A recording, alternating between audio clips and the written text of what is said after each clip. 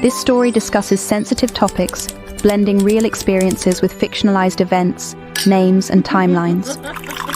It is not a factual account, but a storytelling interpretation.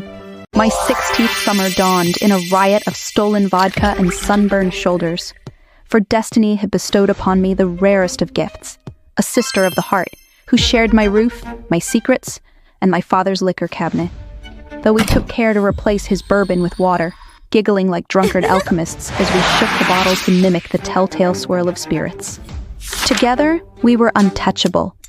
The mall became our kingdom, its food court our court of fools. We held clandestine viewings of R-rated films, smuggled peach schnapps into county fairs, and perfected the art of cannonballing into pools with maximum splash and minimum dignity. She was my partner in every crime save one. For when I traded my maidenhood to a boy with clever hands and hollow promises, even she could not shield me from the reckoning. But what a pedestrian tragedy young love makes. Our union lasted scarcely a year, long enough for him to bed another, then abandon me for none other than my tennis doubles partner. The betrayal stung, though in hindsight I suspect I mourned my pride more than my heart. We had been a spark without kindling, all heat and no light. Yet life, in its relentless forward march, afforded little time for wallowing. I took my first job at a daycare, where toddlers asked me why the sky was blue, and sticky fingers tugged at my jeans. The other teachers joked that such employment was nature's contraceptive, though, in my case, the lesson took root deeper than they knew. By sophomore's end, I had crafted a new rhythm: school, work, gym, homework, mischief. Rinse, repeat. The ache had dulled. A new boy appeared, this one with a sailor's smile and promises that smelled like Navy recruit ink. I married him at 17, a child bride in combat boots, waving goodbye as he shipped off to basic training. The halls of that wretched high school institution, once merely tiresome, had become a prison of echoing footsteps and whispered judgments. With my dearest friends spirited away to distant lands, and my young husband reduced to inky letters stamped with military efficiency, I found myself adrift in a sea of adolescent trivialities. How laughable it all seemed, the ceaseless chatter of prom dresses and parking lot trysts. The teachers droning on about quadratic equations as if they held the secrets of the universe. I was no blue stocking, no natural scholar graced with effortless brilliance. What I possessed, however, was something far more potent, a will like tempered steel, forged in the fires of perpetual motion. My will to escape adolescence and launch into mature woman became kindling for my resolves. Anyone who doubted me, my accelerant; their skepticism, my battle cry.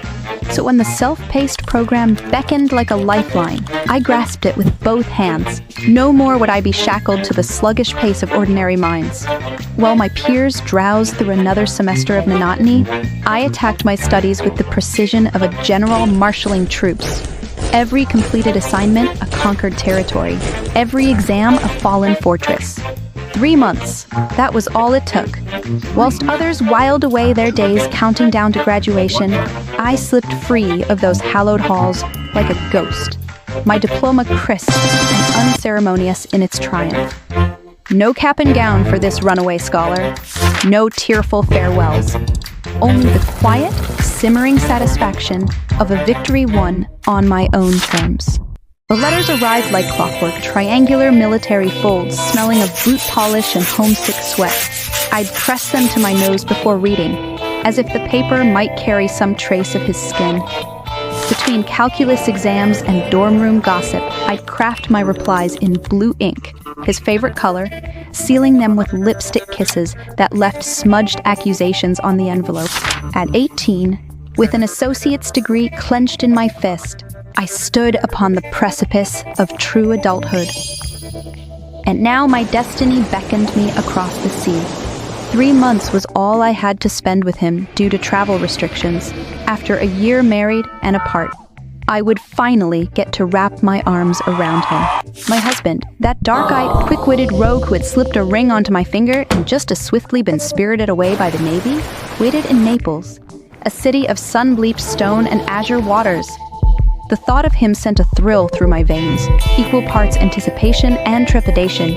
We had pledged our lives to one another in the heedless blaze of youth, and now, at last, I would see what marriage truly meant when stripped of stolen moments and hurried goodbyes. The journey to him was an odyssey in its own right. Airports blurred together in a haze of fluorescent lights and echoing announcements. Layovers stretched into eternities. I slipped fitfully, if at all, curled like a vagabond upon unforgiving terminal benches. Planes, trains, buses, every mode of conveyance known to man seemed determined to prolong my torment. Yet with each mile, my pulse quickened. The airport gates of Naples yawned before me, a cacophony of foreign tongues and echoing footsteps, but no familiar face, no outstretched arms to mark my arrival. My heart hammered against my ribs like a caged bird as I spun in helpless circles. Where was he? Had I crossed oceans only to be forgotten at the threshold? "Stay in a group, please." A harried Italian guide barked orders at her flock of tourists. With the desperation of a woman clinging to driftwood in a storm, I flung myself toward her. "Please, can I borrow your phone? My husband, he's stationed here." The words tumbled out in a frantic jumble. Mercifully, she thrust her phone into my trembling hands. The dial tone mocked me with each endless ring. Then, "Hello, where are you?" I near shrieked, my voice ricocheting off the marble floors. "Hannah?" His tone was infuriatingly calm. Couldn't get off work." The admission struck like a slap. No warning, no message, just two nameless female colleagues dispatched to collect me, like misplaced luggage. The car ride was a blur of perfunctory small talk I neither heard nor cared to. My fists clenched in my lap as we passed through the naval base gates, and there he stood, that maddening smirk plastered across his face, as if this were some delightful jest. "Hey," he offered, casual as a man commenting on the weather. "Not, I missed you. Not, forgive me. Just, hey." The Mediterranean sun, it seemed, had done little to warm his priorities. The barracks room was a stark, joyless box, hardly the sun-drenched Italian love nest I'd envisioned. The two women deposited me with the brisk efficiency of nurses delivering bad news, their smiles tight-lipped and their eyes avoiding mine. The door clicked shut, and I was alone in this sterile cell that smelled of industrial cleaner and male sweat. And there, on the nightstand, his phone glowed like a Pandora's box waiting to be opened. I should have known better. I did know better, but exhaustion and suspicion make for reckless bedfellows. The texts unfurled before me in a damning scroll.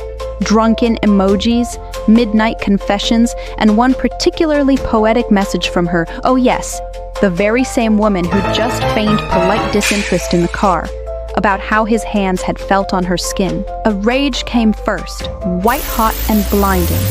Then the grafe, a tidal wave that set me scrambling for my own phone, dialing my parents with shaking fingers. He wasn't even at the airport, I choked out. And now there's this. But when he finally sauntered in, all boyish charm and practiced innocence, he wielded his excuses like a magician pulling scarves from a sleeve. "Babe, you're reading it all wrong. We were just joking around after the unit party. God, you know how sailors get." A dismissive wave. "Jealousy doesn't look good on you." Point. And I, foolish, heartsick, and so very tired, let myself be folded into his arms. Let him murmur empty comforts into my ear as we curled together on that narrow bunk. For one fragile night, the lie was enough. But Naples, with its lemon groves and lazy tides, would soon teach me this: the truth, like rot, always rises to the surface. Your support means everything. Subscribe, leave a comment, and share with a fellow rebel reader. All links are in my bio. Until next time, stay gloriously improper.